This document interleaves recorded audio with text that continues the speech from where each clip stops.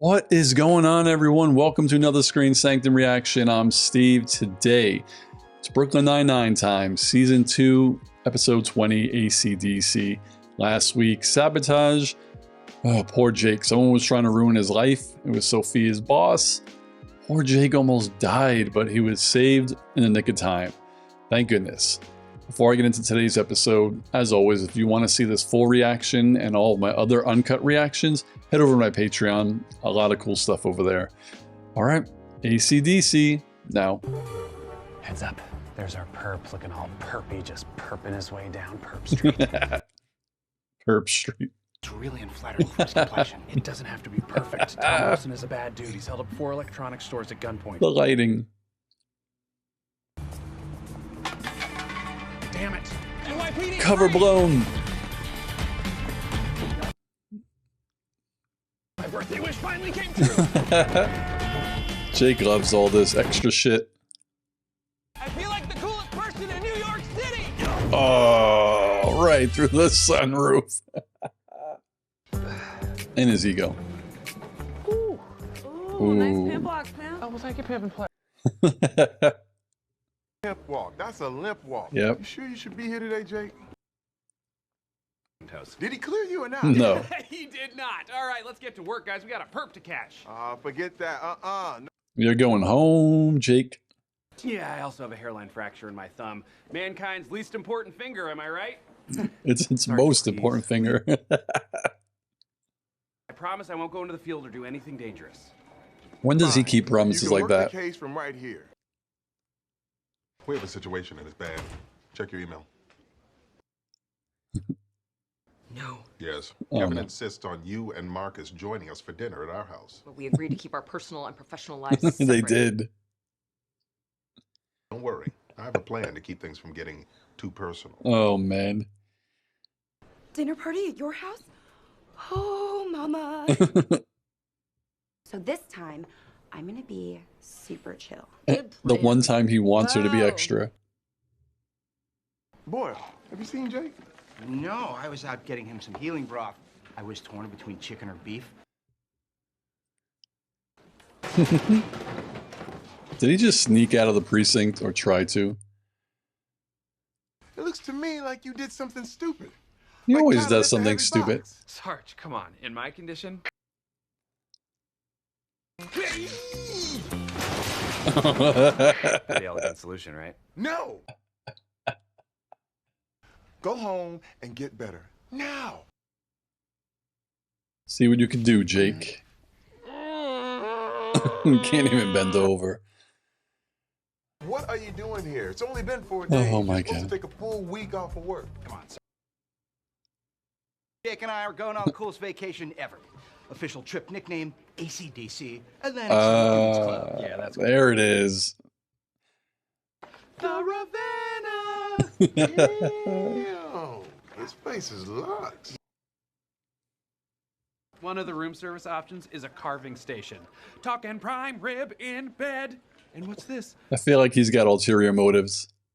This is not the Ravenna. No, it is not, but it is the world-famous C-Fam Motel. Jake, you've done Ravenna messed had a up. 4-star restaurant. This place has a weird amount of dead seagulls, even for AC. I was looking forward to this trip. I can't believe you lied to me. It wasn't a lie. Yeah, it was. It was an illusion. Sounds like Job. I didn't expect you for another 9.5 minutes. See, told you it was rude to be early. Well, let's cancel the entire evening and try again next year. I'm sorry, we're screwed. I should just break up with him. No. Santiago is always on time. The birth of the transistor. We only have to fill 8 minutes. Sure, but think about it as 480 seconds. You'll see why I'm concerned. Oh, Amy, train's moving real slow. Oh no, they're gonna be late. Oh, Gina. And I'm an even nicer person by my sound. Oh, that's messed up. Do you desire a crispin potato? Ah, don't mind if I dooble. Let's. Crispin potato. Why are you fancy talking? Wait a second. I'm in tongue. Isn't Here's it Let's again. from Only do that when Community? you're lying or hiding something. Hiding. Housekeeping. That's not housekeeping. That is not. Trail. I can't believe you called a Sarge. Sarge. Don't hey Sarge me, Peralta. He had I'm to about break drive the all rest the way of out your there. damn body. Okay, fine. What orchids can you name? Oh, that's easy. None. Well, here are the orchids that I can name. Clardia, Bellaglottis, Bentane. Rosa, tell us about your family. I have one. Oh, you gotta give her more detail than that. Her father's a teacher. Oh, baby. The fact that you would sell me out after I brought you to Atlantic City on a half expenses paid best friends trip. Half expenses. Half expenses paid. No, Charles. Don't apologize. We're mad at him. Yeah. You sit tight. You're on timeout. It's your timeout chair. Fine. But first, I have to go to the bathroom. Oh. He's gonna sneak out the window. Yeah. Which is already open. You're not Olsen. Oh. Oh no. That is funny because the window bounced Uh-oh. up. So it wouldn't have been locked. Talk, but I still haven't technically gotten to go pee, so if you wouldn't... I don't care. You have lost the right to pee. You can fidget, little man. Are your bosoms tender? Are your senses heightened? I think I might be pregnant, not bitten by a radioactive spider. I've been feeling run down lately. My stomach's been weird. I just did the math in my head, and I think I'm a little bit late. Late to, Thing. Now I'm regretting blowing through my orchid material so quickly. Hey, what's up? Hi. Sorry, we're so late. Actually, the party is over. What? The party is over. Just taken by surprise. Very well. Good night. Oh shit. You know what, my friend? It's time to be chill for real. Oh. Hell yeah. That's the spirit. 5 more Yep. I was gonna say 5 more sips, 6 drink Amy. Damn it! Stay put, Peralta! I will, don't worry. Just gonna let They were Sarge follow made him. I'm gonna stay right quickly. here. I can't do it. I'm gonna cut him off. Jake. Ah! Shortcut! You just got jaked! Holy shit. You could have died, man. I wasn't hurt that badly. The doctor said all my bleeding was internal. Look, I know you're angry because I disrespected you as a boss. No. That is I'm such a upset Jake my thing to friend say. doesn't want my help because he insists on being an idiot. 2 civilians got shot. Meanwhile, I was sipping pina coladas in Philly. From that day Yeah, on, I vowed it's to still never not your take time off fault. during a case. Not the only cop. Did we steal these sunglasses last night? No. I was gonna say they have the exact same ones. $200 for them. It's a pretty fun night. YOLO. Hey, I just wanted to say I'm sorry for canceling the party so abruptly. Your loss. Amy made a salad and a cake, and they were amazing. Aw. Gene is so nice. Amy, come on. I'm not pregnant. Phew. I see. I just wanted to say thank you. Hmm. Talking to you was really helpful. Now let's never talk about. Stop pointing at it. Yes, of course. Dismissed? I love them so much. And I'm allowed to have light, non-strenuous sex provided I stretch before and after. Nice.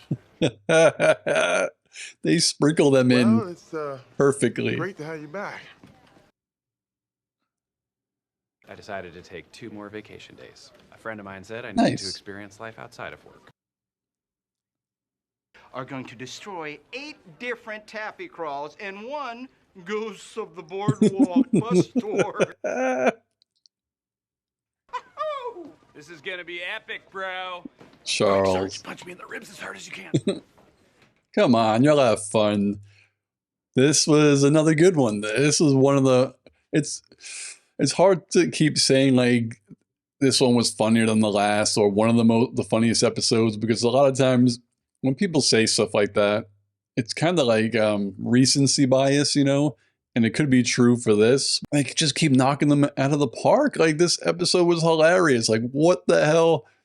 I mean, we all know Jake's personality. Of course, if he gets hit by a car or breaks a rib or whatever, he's not going to miss work. Like, Jake basically lives for work. He still needs something to balance that in his life, and people should have other hobbies, and I'm sure he does. You know, you shouldn't rely on a person to do that, but I feel like his life will be more balanced whatever season he starts dating Amy. I feel like it's just something that'll be like consistent in his life besides work, and I feel like Jake needs that because he likes sports, he likes all that stuff. Well, that's all things that he could do just when he's off work, like when he goes home after work.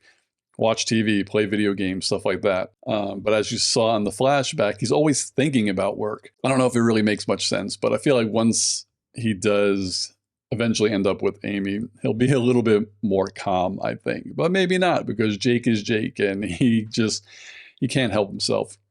Holt and Rosa, the relationship there, I mean, everyone's relationship in the show is great. I'll just start there because it was basically the second main plot point in this episode. I totally understand not wanting to mix your business life with your personal life. Not that you can't, you know, if you have a dinner every once a month, like, that's not terrible.